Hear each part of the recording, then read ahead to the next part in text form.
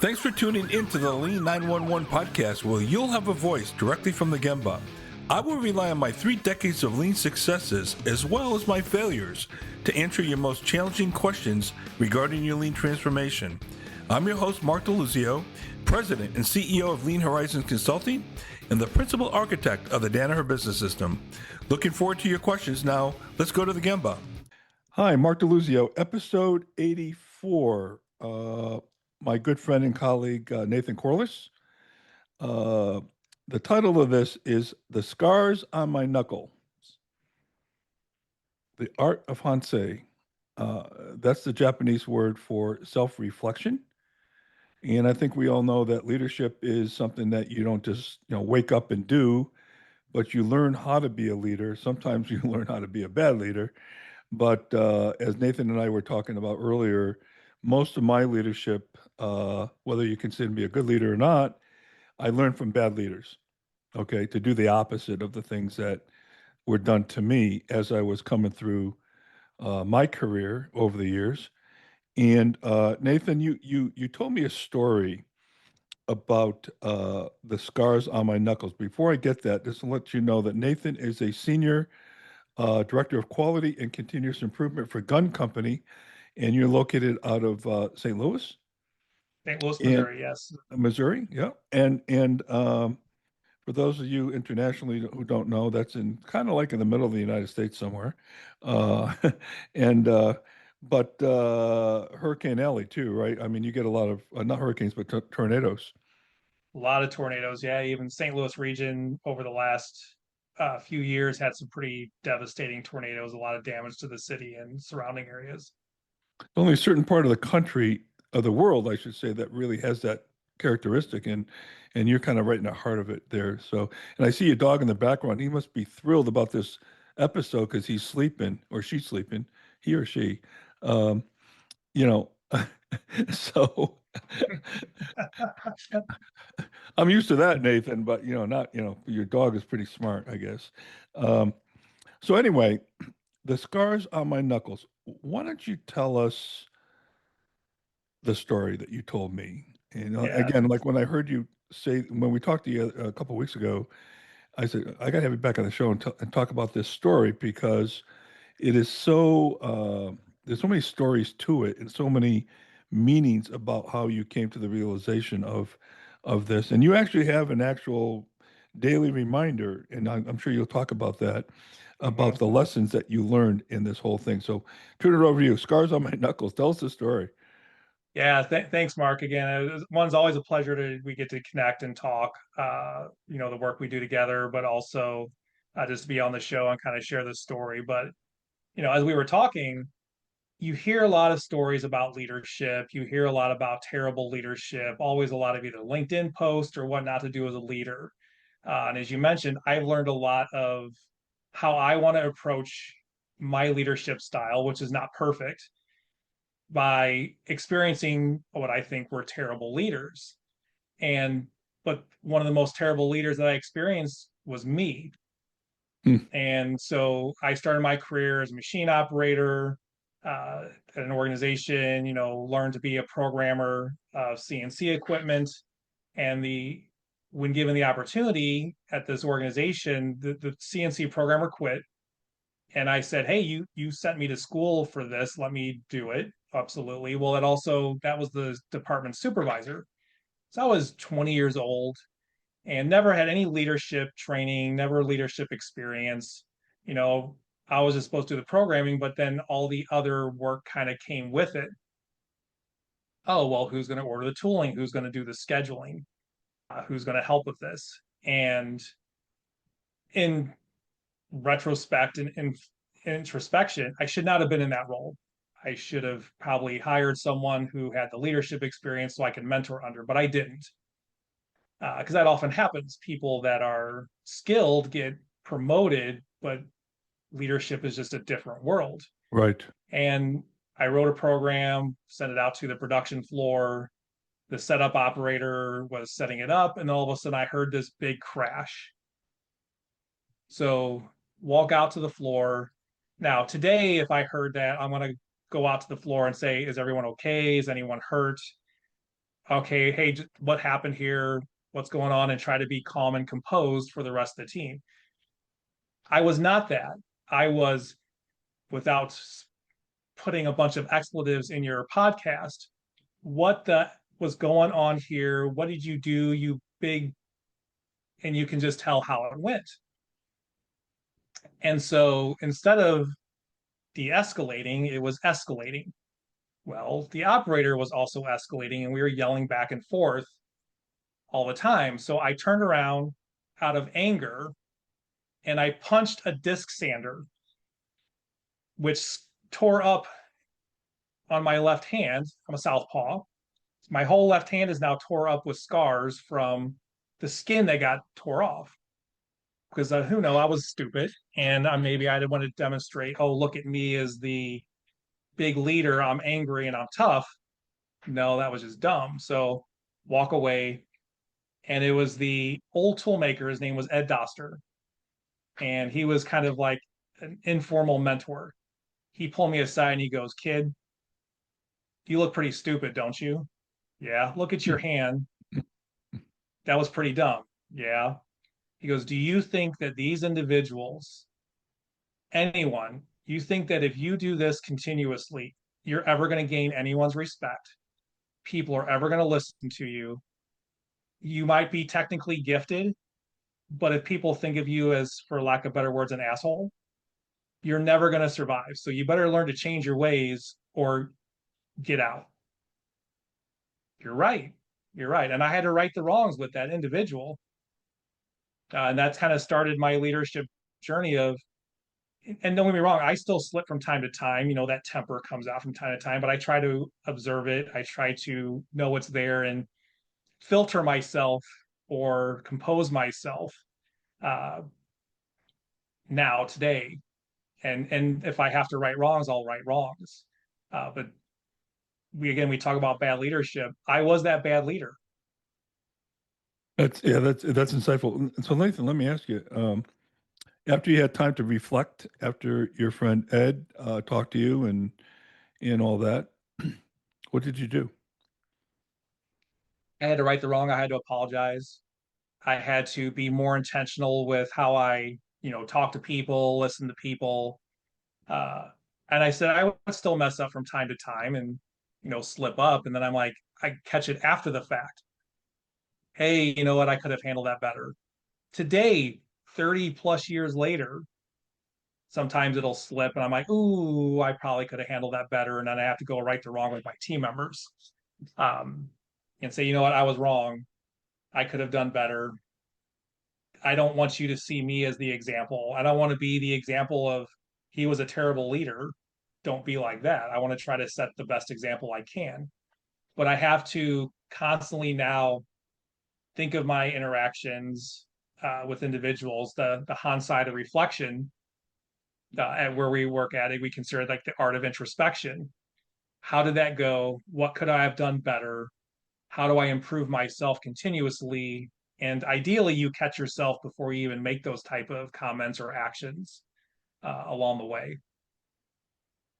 I had an experience not too long ago, and this is after almost 40 years of doing this. Okay. When I say this, being lean, and all the rules of Kaizen and all the coaching I've given to different clients and people and colleagues and friends and what have you. But there was a Kaizen report out that I was reviewing with one of our clients, and the team did a great job. But I made the cardinal rule of I broke the cardinal rule of saying, oh, well, you really got to look at this, you got to look at that.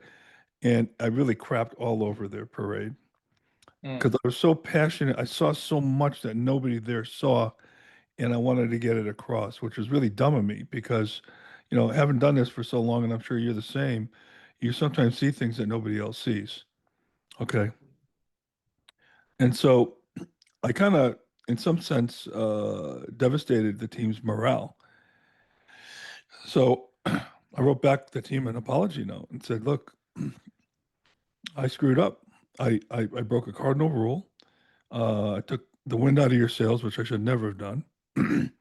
And I apologize, and it won't happen again. But I did do that self-reflection afterwards. So I did get caught up there for a moment and kind of lost sight of the principles that I should be following. And I think I do follow them most of the time.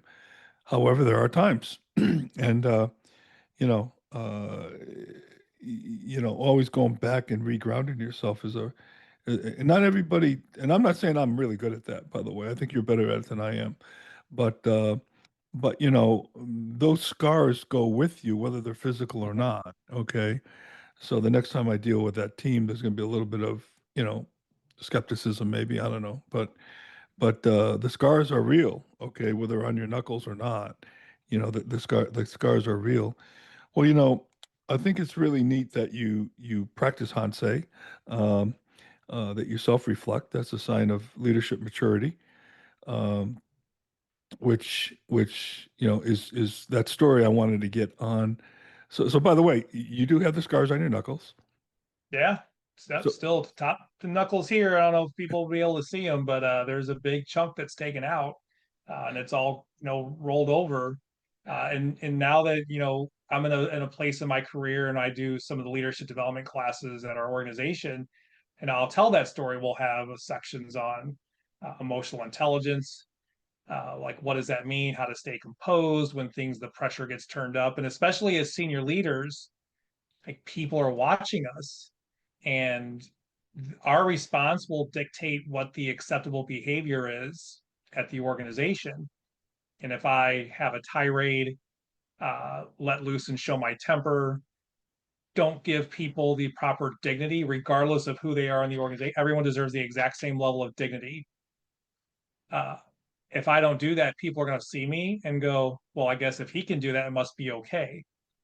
And so if I catch myself, I have to try to, oh, I could have done that better, and try to right that wrong as quickly as possible and in public, so people see that, you know what, I was wrong to do that. That's not the right way that a senior leader should be exhibiting those behaviors for our team. Uh, and even like you think about introspection, to your example there of like you just rained on their parade.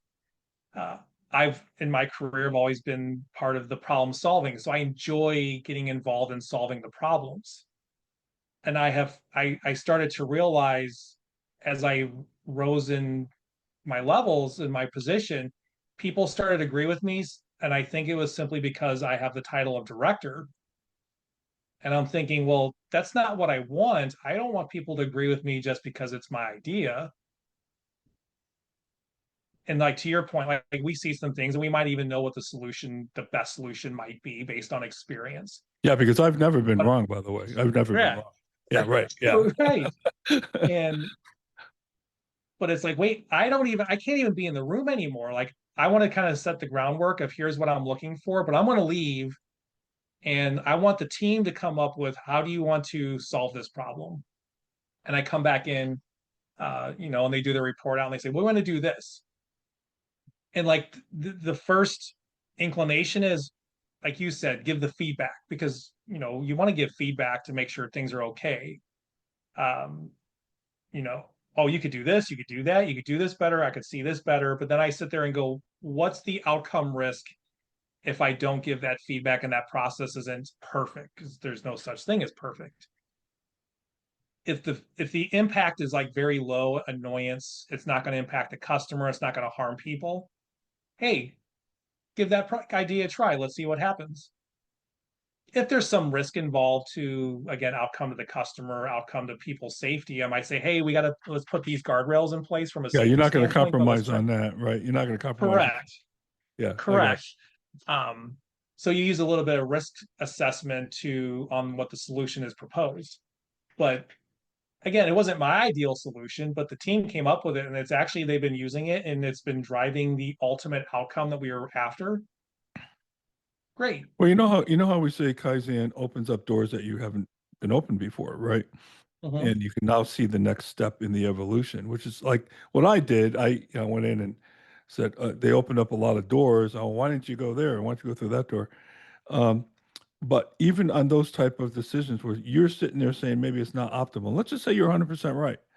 but you let them go through it, they will eventually open up that door to that solution that is Mhm. more correct, if you will. Yeah, And that doesn't mean you're always going to be correct, but let's just say you are in this case. yeah, Okay. They will eventually find it, but the beauty about that is they own it then. yeah.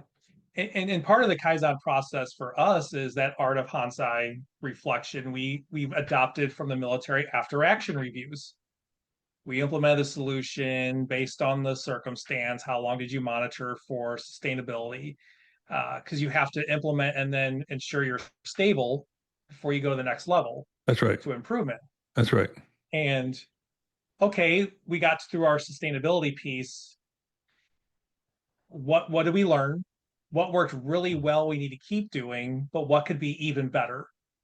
And sometimes based on if we say lose a big customer quote.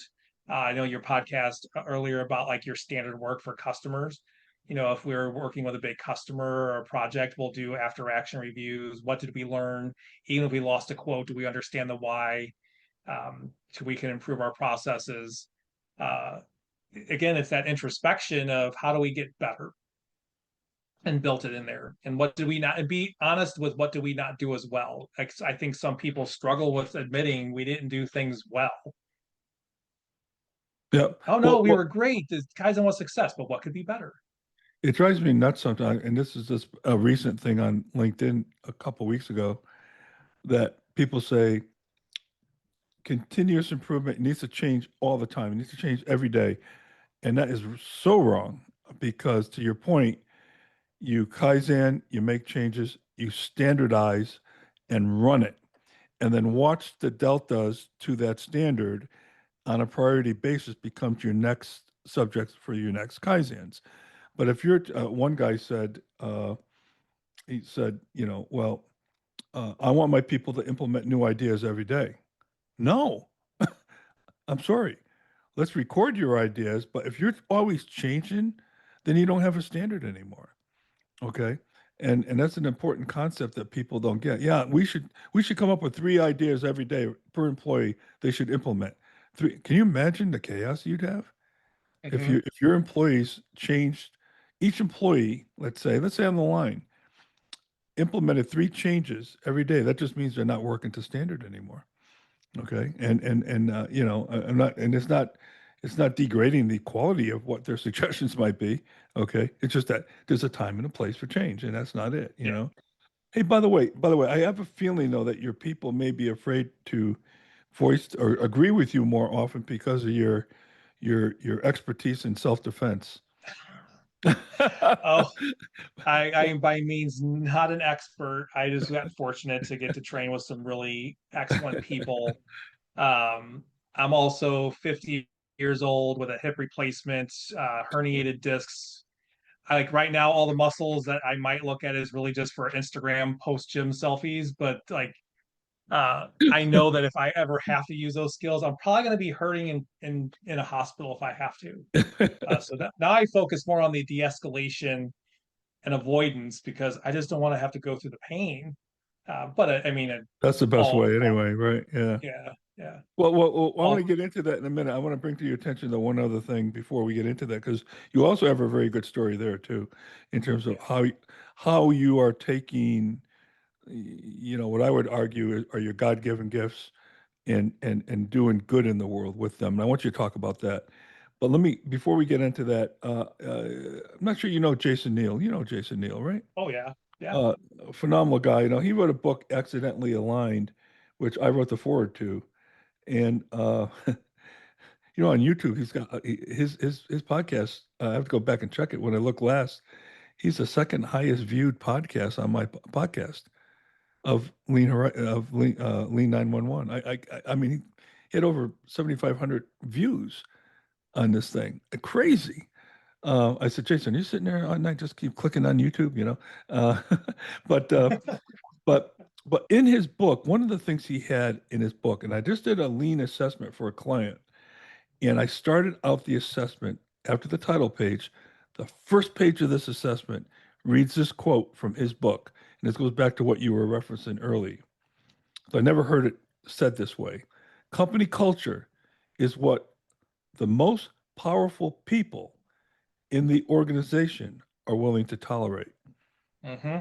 And that is like Absolutely. beautiful. I love that quote. And I put it in my assessment because this particular client, talked all the right things with safety, all with PPE, with standards, with this, with that. And they walked right by their own people as they're on the floor, didn't have their own PPE in. They walked by puddles of oil on the floor and just didn't even, and you made a statement. You said people notice that. They notice those subtle things that, yeah, he's not really, and they're only going to compare, they're only going to care about standards when something goes wrong. Okay. Now, which standard is important today? You know? So I just thought I'd throw that out because it goes back to what Jason said there. It goes back to what you alluded to earlier in terms of people watching you. They're watching you. Your friend Ed said, hey, people saw what you did. Okay. Hmm. And you got a lot of, making up to do, if you could ever do that. Yeah. Well, let me turn this over. By the way, Nathan has joined my organization. It's not a nonprofit. We don't take any money for it, but it's an organization called Brave, Business Reviews and Advisors for Veteran Entrepreneurs. And what we do is for free offer our business advice, our leadership advice, our coaching advice in any which way to veterans and also law enforcement, first responders, um, who are either trying to start businesses and how to do that. And many want to start a business. Some are we almost try to talk them out at first because not everybody's cut out to do their own thing, and or their careers. Okay, in terms of helping them write resume. I've done resume seminars over at Luke Air Force Base in Arizona when I lived there. I've met with veterans to help them craft their resume, hook them up with recruiters, get them opportunities to be in front of somebody, that kind of thing. So Nathan was good enough to join the team, and your wife also does a considerable amount of work with veterans as well. Is that correct? Yeah, she works for the Disabled American Veterans in the Yeah. St. Louis chapter and Yeah. helps connect. She's not a veteran herself, but she helps coordinate veterans and get them connected with the right service agents at the offices and helps them navigate benefits. And she's told me stories how the Disabled American Veterans, what they help to is navigate the VA, because the VA doesn't really advertise often these benefits that are available. Well, these agents they have to be veterans. And even if you're disabled or not, they will help you. And like she's told me stories like the types of checks that she's seen come to veterans that it was life-changing money for these veterans that was owed Yeah. money from the government, Yeah. that the VA is not going to go out of their way and do that. So these NSO agents will actually do this. They'll look at the veterans' cases. So it's really rewarding to be able to be part of that. Even she's not necessarily directly helping the veterans, but she's part of that. It's really rewarding for her. No, she's helping them. And the thing about it, and I know enough about that, I should say, that some veterans that I know, especially the ones that come back with severe, PTSD, just give up on the system and say the red tape is too daunting, it's too overbearing, too confusing, and it seems like as if every time you talk to somebody, they tell you something different. There's a new requirement. Hey, how come this guy's getting the same benefit? I got the same thing with and there's all that going on. So they just give up and opt out and say, forget it. I don't want my benefits. Okay. And that's a shame that our government, quite frankly, has made it so difficult for the people who actually put their lives literally on the line to keep us free, you know? And so anyway, but I applaud your wife for that. I also applaud you for joining me as a partner in crime on Brave. And so good things. So that leads right into self-defense. Okay. Yeah. Now you told Um, me some stories about self-defense and why are you doing self-defense? Besides the fact I'm sure you love the sport and all that, but what's your real tell us a story about the self-defense. Why'd you get yeah. into it? And what's your passion behind it and why is it important to you? Yeah, It's not, absolutely. it's not Thank just a you. hobby. It's not just a hobby. Yeah, not just a hobby. And I know, you've shared with the audience quite a bit. You lost your son in Afghanistan, which really was the inspiration for the Brave. And you and I were talking last time we chatted about it's hard to do, but taking tragedy and turning something into it to again, like Hansei reflection, how do we take our gifts and pass on to others? Which is the core lean principle of respect for people. Like a sensei should be passing on to others everything that they can to benefit them. And even our own organization, we encourage, how do we take our God given talents, whether you're helping the organization or outside, what are we passionate about? And so, I really got into the self defense, a couple incidents in my life and career that really triggered that. I lost a friend to domestic violence almost 25 years ago. Uh, and like that was just a big jarring situation for me. It really opened my life to reality, kind of bust my bubble. And I was in my mid 20s, and my dad was a law enforcement officer at one point, served in the military for 8 years. And I was telling him, I go, this world is getting terrible. It's going to hell. And he pulled me aside and he said, look, I'm sorry that happened to you, but he saw that when he was a cop in the 50s and 60s here in St. Louis. Terrible things were happening, murders, rapists, child molesters. He goes, you just didn't hear about it more in the industry. He said, the world's not getting worse. We just have more access to the stories and information. And he's like, part of the reason that he wanted to be a cop is because he wanted to help people. And so losing my friend was a big jarring situation. And I didn't have an outlet at the time for that stress, that anger. Some of was a little bit of guilt because, my friend was living with me at the time. And when my son was born, we asked him, hey, can you leave? And he moved out, and his partner that he was with is the one who did it. Mm. I was I sometimes thought, well, I could have had room in our home that he could have stayed. Now, of course, people will tell me like that's not on you, but there's always some sort of little bit of guilt that kind of aligns there.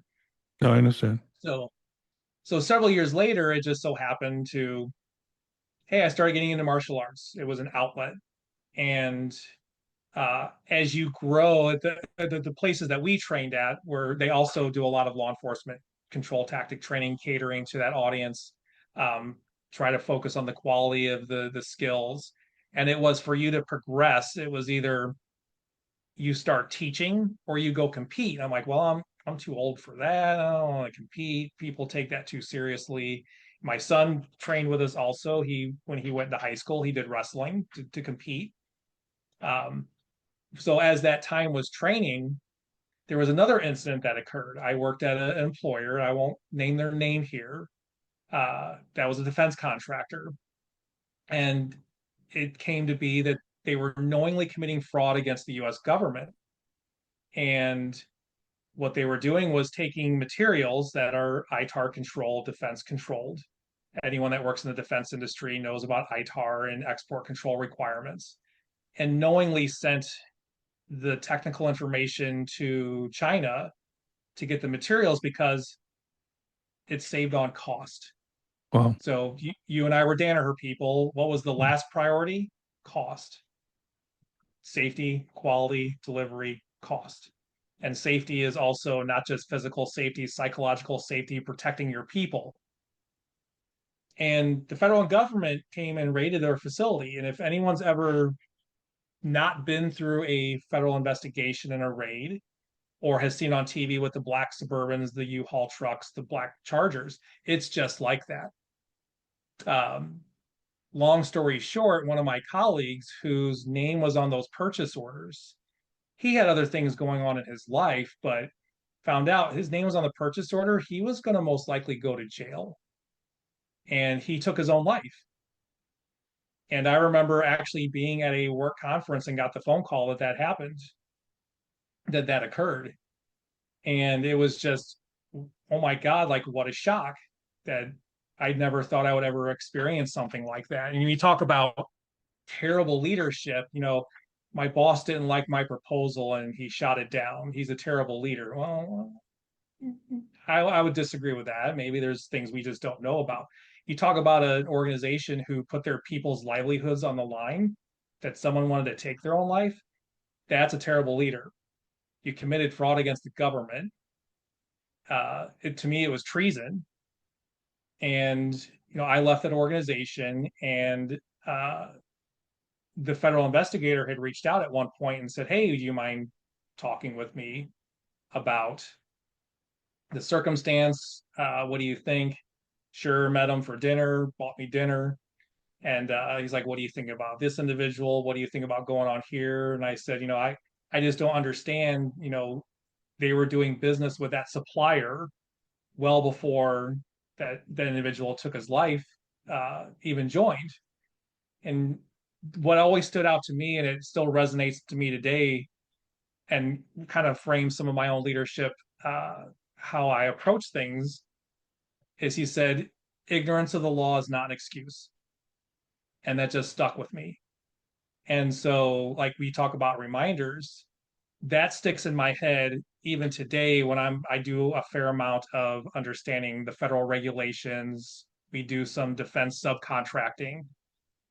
And so my goal there is I don't ever want to have any of our team members that it's within my span of care in a situation where they have to defend their actions in a court of law due to, like, either we didn't set them up for success, even if it's well intentioned. I don't ever want them to be in there. So I do the best I can, work with my team to say, understand and communicate to our organization, hey, in this circumstance, we have to follow this, to the point of I'm generally flexible in most things, except for my back, because it's old.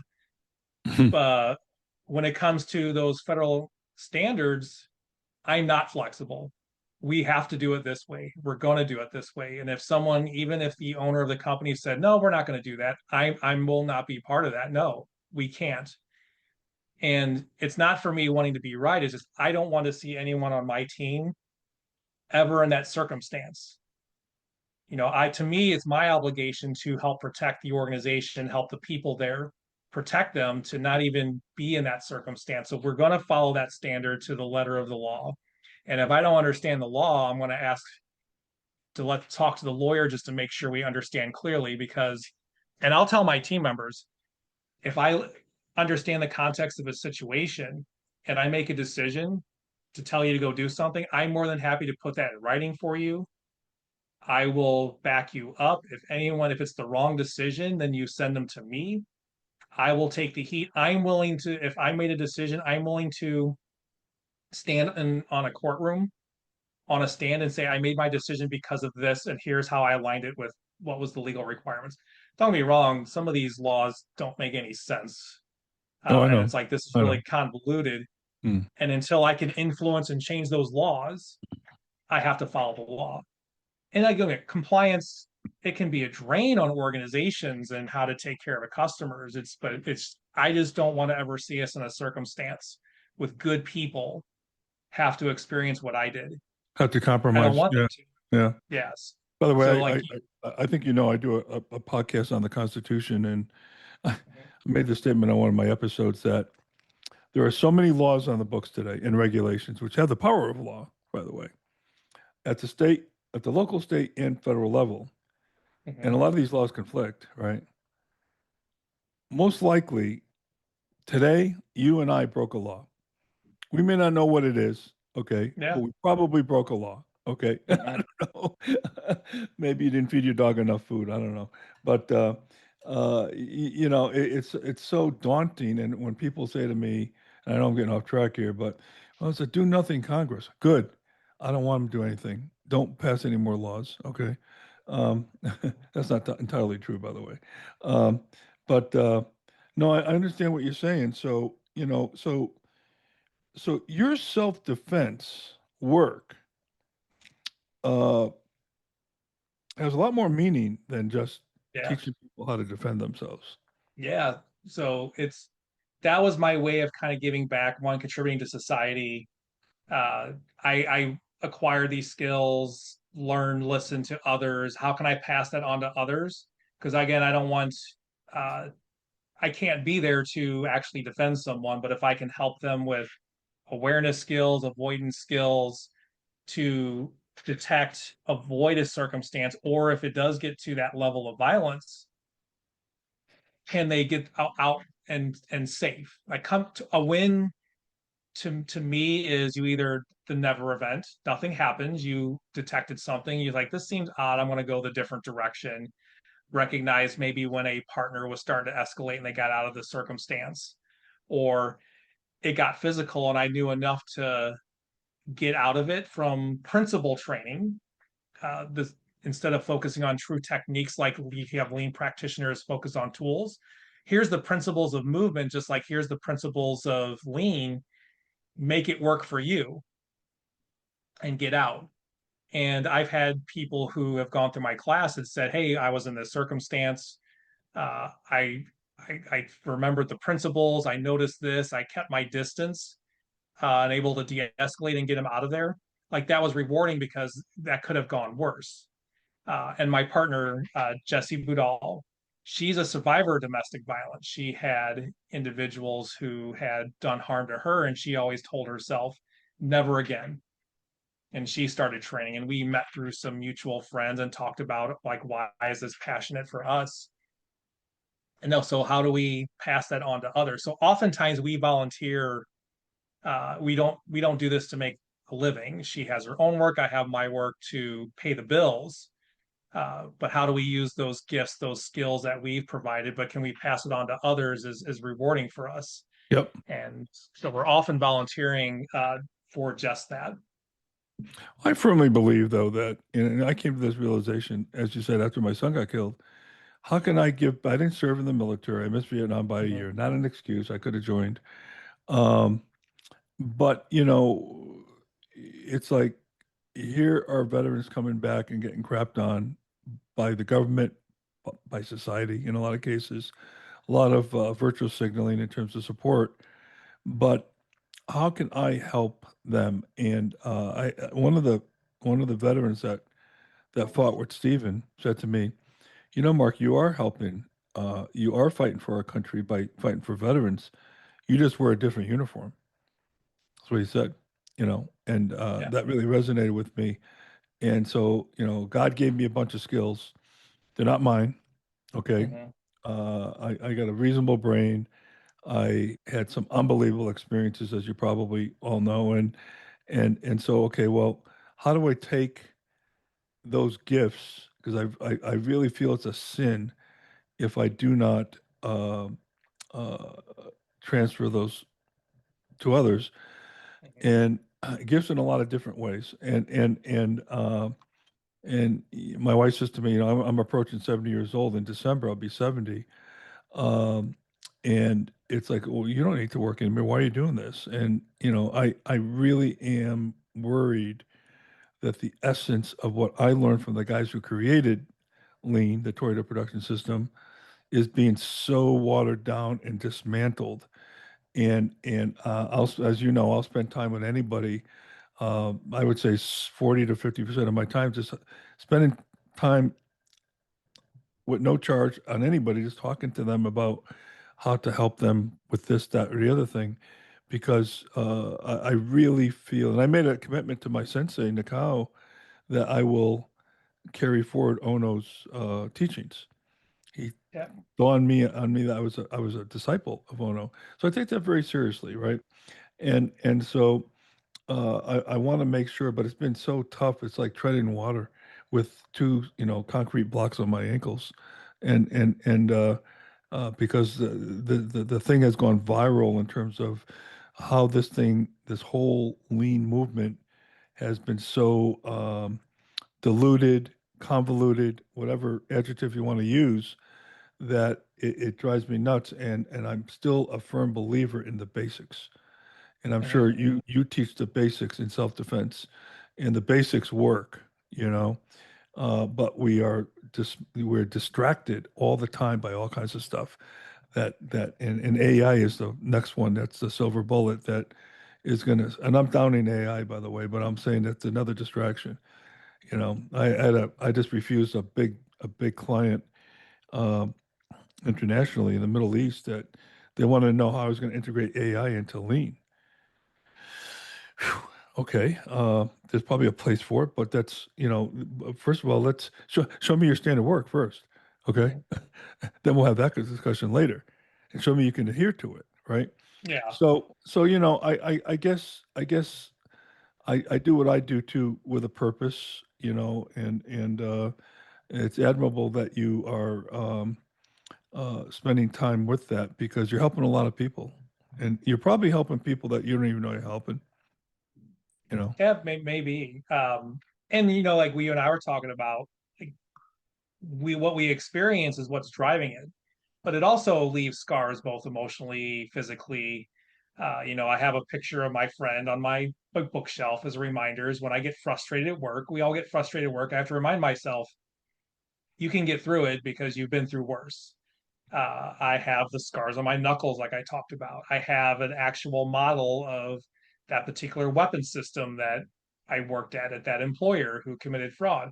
It sits there, and like so, when I get frustrated, sometimes I have to look at it and go, "Okay, I've been through worse than just because someone didn't like my project that I put together, or they didn't like a decision I made. Okay, that's just business. That's going to happen. You work through that."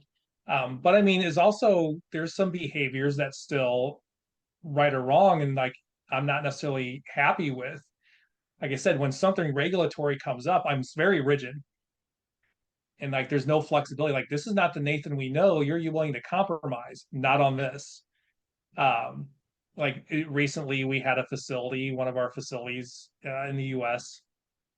was implementing the ITAR program. So to do defense subcontracting, you have to be listed under the DDTC and it's a kind of a there's no certification. It's kind of just self-compliance. You just make sure you put all the compliance things in place. So I don't attend all the project meetings. I was just, you know, checking from time to time. And, I joined one of the control meetings and then they're talking about like this really elaborate security system.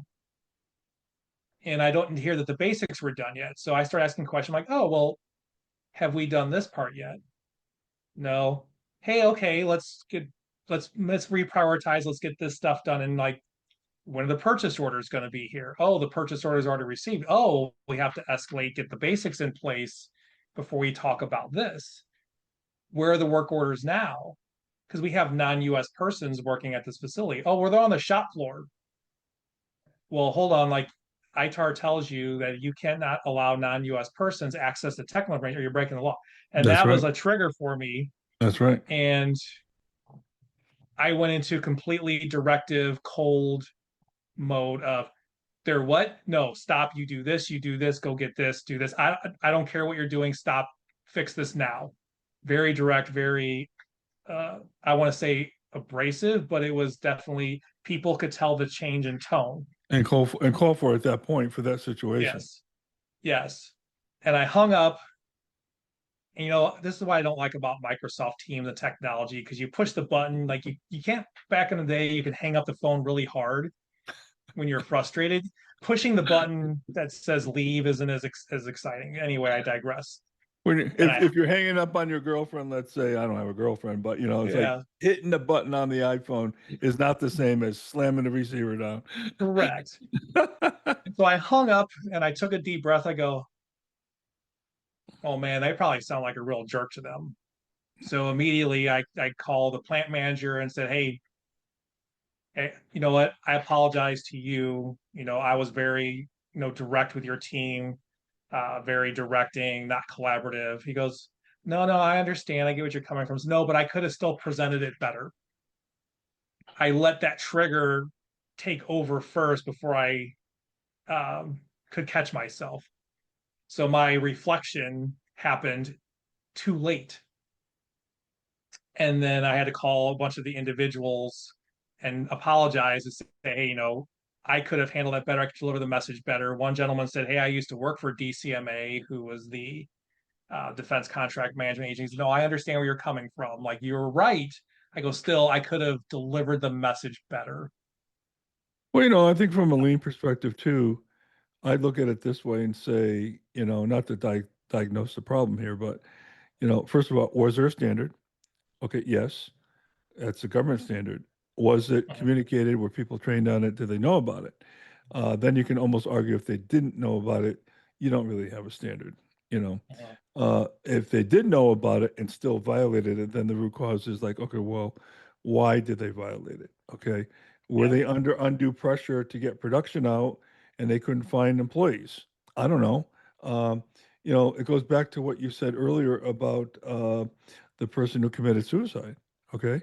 yeah, The organization circumstances created that situation where he felt compelled to do what he did. And so maybe there are really, I don't want to use the word legitimate, but understandable reasons why they did what they did, right? yeah, And then again, how long has the practice been going on?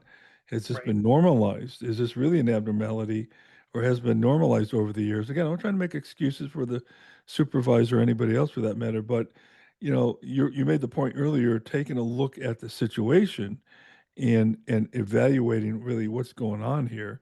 I'm sure the individual in question didn't sit there and say, "Hey, I'm going to break the law today," but there's always these stories. So I think I told you, um, it's almost like, yeah, yeah, standards, adherence to standards though with a human touch, and really find out, well, what was wrong about this, and maybe we didn't do a good enough job training you on how important Hmm. this is, Hmm. or blah blah blah, all that kind of stuff. So a lot of these things are a lot deeper than what you read in the headlines, Yeah, and there's a lot more to it, a lot more human decisions that go into why people do what they do. But yeah.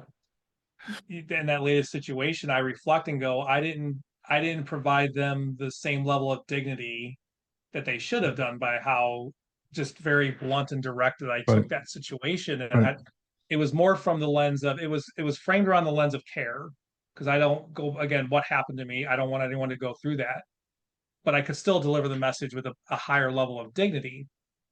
Uh, so people psychologically feel safe instead of oh my god, like I don't like fear-based training in self-defense. I don't like right, fear-based right. training, even talking about government compliance. So again, being reflective, how could I have done that better? Catch myself. I knew that was a trigger for me. I just didn't catch it at the time because my brain went to the urgency of the Mhm. circumstance of we're already breaking the law, guys. Like, no, we got to fix this. Um, and how do we improve that? I know a lot of leaders, Nathan, over the years that they got off on intimidating, on fear. They got off on that. It was like, and then when their bosses came in, they were just totally different people. It's like, oh wow, this guy's really a human touchoid, of with his people, and he's so compassionate. And then the leader leaves, and all of a sudden it's Dr. Jekyll and Mr. Hyde again. Um, but well, look, this has been great. Now, let me ask you one last question. Could there be a book in your future that's titled "The Scars Are on My Knuckles"? Maybe I've thought about that. uh, our mutual friend Davey Thompson gave me one of those damas where it's a Japanese doll and you circle it, and he's like, when you have a dream, circle one eye, and then when you complete it, it's that. So I've thought about that. If just sharing my experience, one lessons learned of a terrible leader. I was that. Learn from my fail. My experiences, working at Danaher. What I learned from there.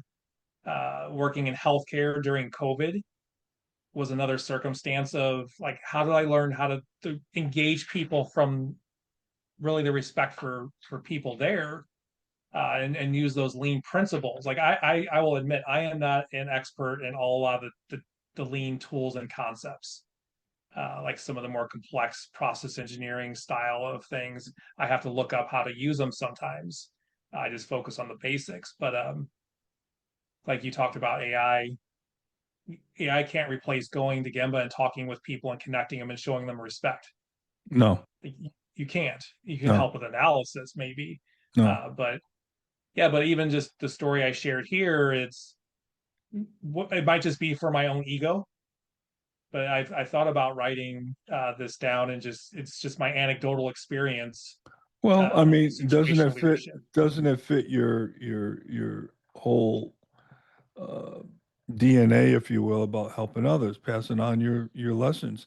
Because what I liked about what you talked about and other things you said before that we didn't talk about is you have a lot of stories, and that's what's nice about Jason Neal's book, Accidentally Aligned. He talks about his personal stories, and in a lot of sense, Hansei, okay, how he had to really change and the mistakes he made along the way, which is what I really love about the book.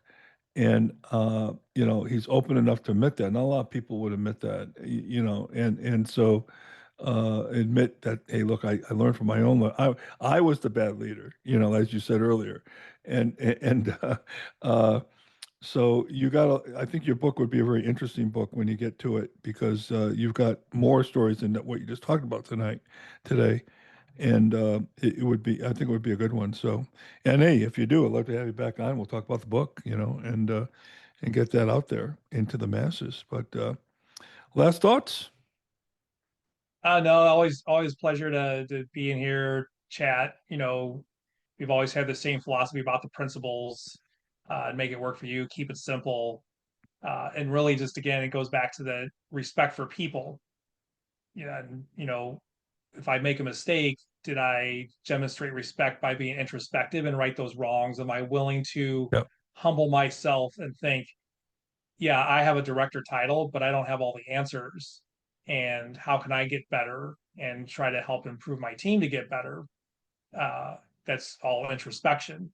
How to help the organization get better because I don't have all the answers. I make mistakes on the daily.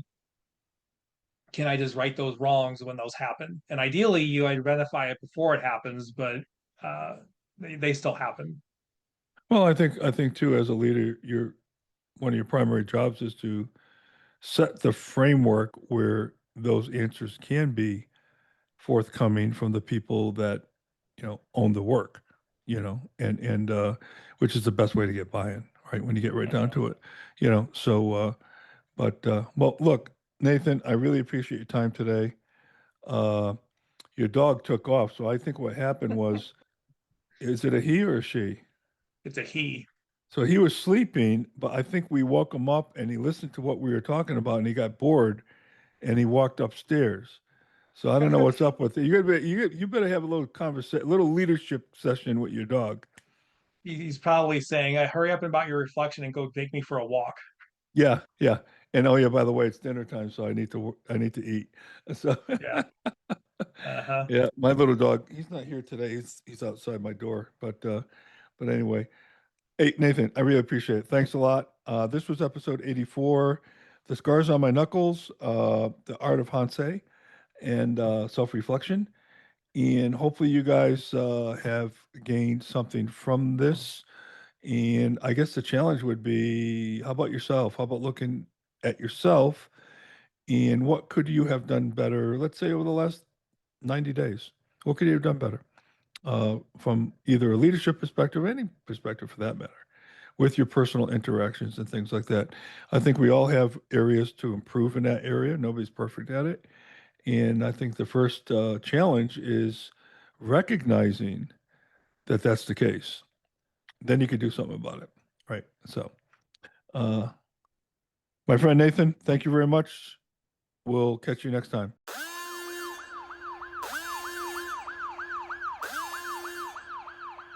Thanks for listening to the Lean 911 podcast.